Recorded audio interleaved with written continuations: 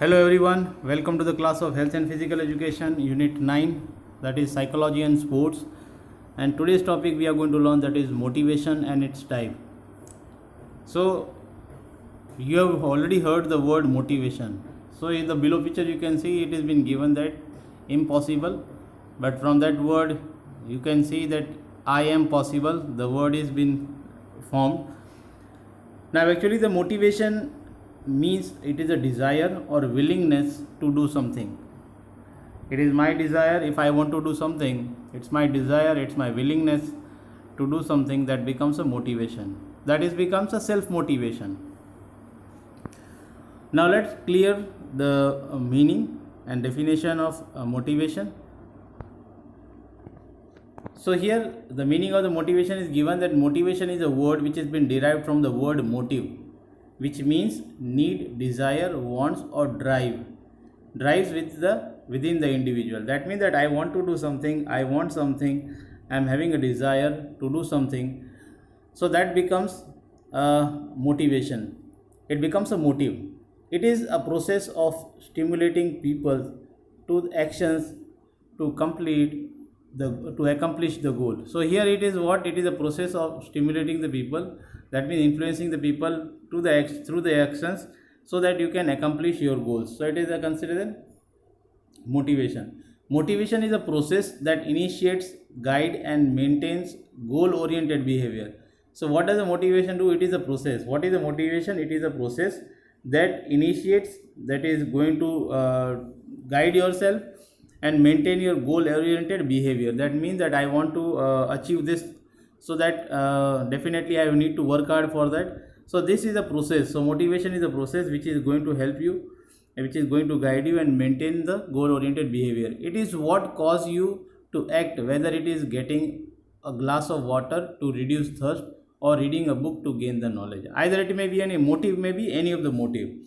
So here the motive is a combination of the thoughts, feeling or the conditions that is being causes one to act. So motive can be for a short period or for a longer period also.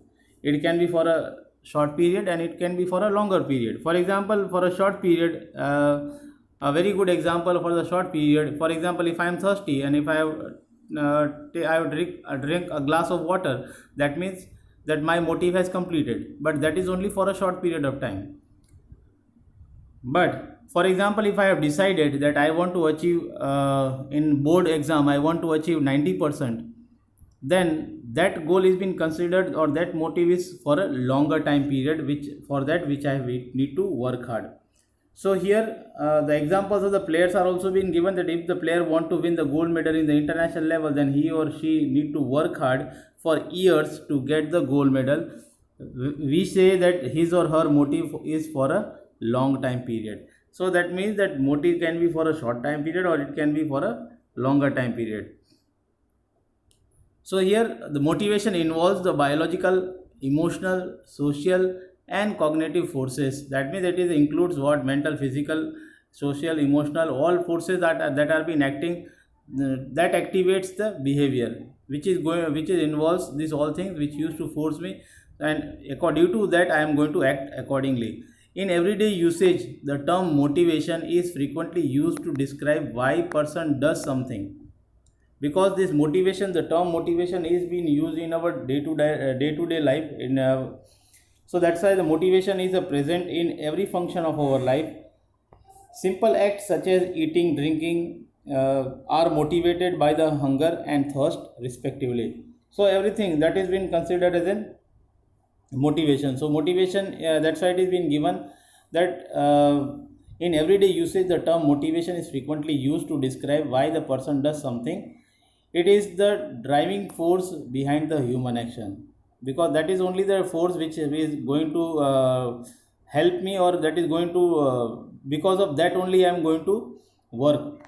So that becomes a motivation. Now the definitions of the motivations are being given by the writers. So according to the Crook and Steen, any condition that might energize and direct our actions, that becomes a motivation. Motivation means any condition that might energize, that is going to energize me and that is going to help me in taking the our actions, direct our actions. According to the sage, it has been given according to the sage, the drive to strive. It has been given the drive to strive means the drive to fight or to struggle is called the motivation. Whatever the actions are, whatever the actions I am having, that actions to struggle or to fight is considered as an motivation, or to achieve any of the things that has been considered as motivation.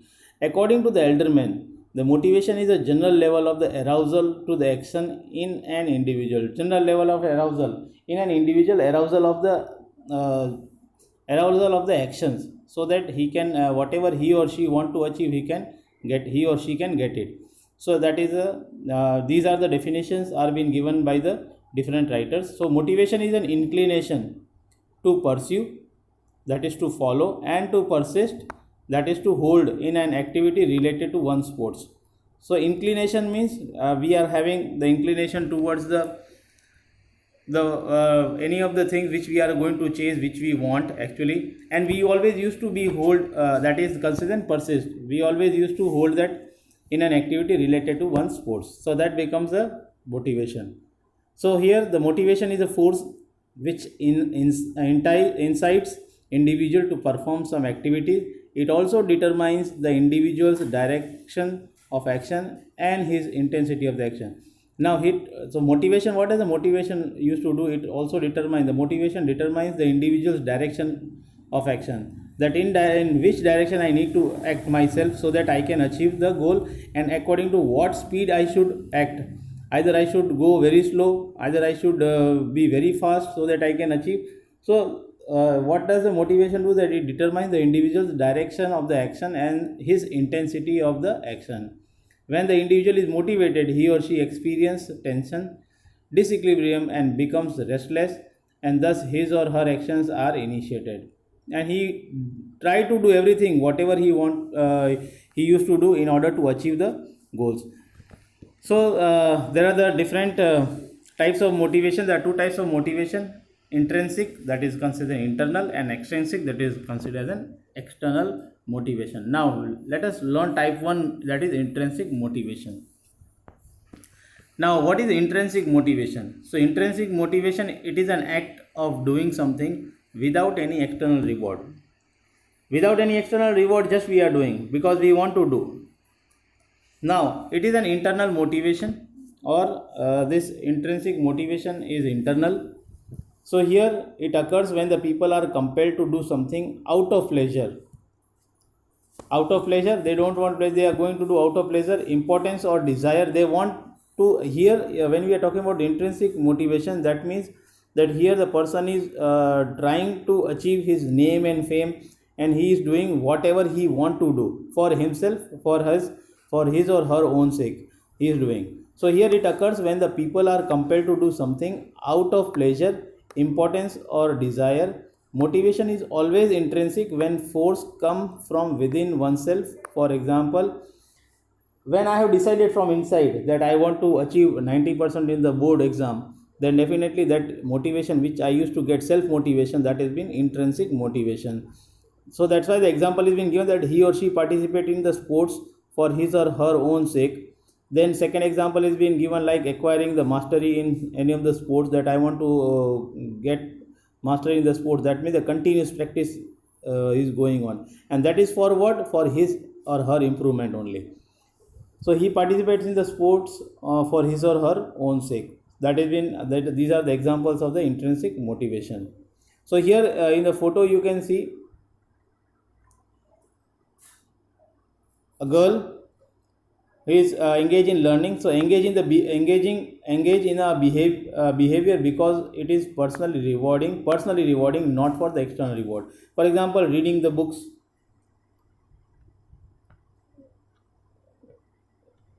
preparation of the food for themselves, reading the books, these are only for the personal rewarding, not for the external reward, for their improvement, for their self improvement. That has been considered an intrinsic motivation. The next second motivation type is extrinsic motivation. So extrinsic means external. So it is a reward driven behavior. That means that whatever, if the person is getting the reward, then definitely the person used to get motivated. It occurs when the external force compels the person to do something. External force, that might be any of the thing, either it may be a reward or a praise or a fame, whatever may be. So the external factor compels the person to do something. So motivation is always extrinsic when external force is either positive or negative, produces a behavioral changes. For example, if there is a positive motivation is given, then a person positive motivation in terms of reward or in terms of appreciation is been given, either this appreciation and this praise, this name, they are not tangible actually. But if such types of rewards are also being given, then it is being considered, and due to that, what happened, the behavioral changes used to take place.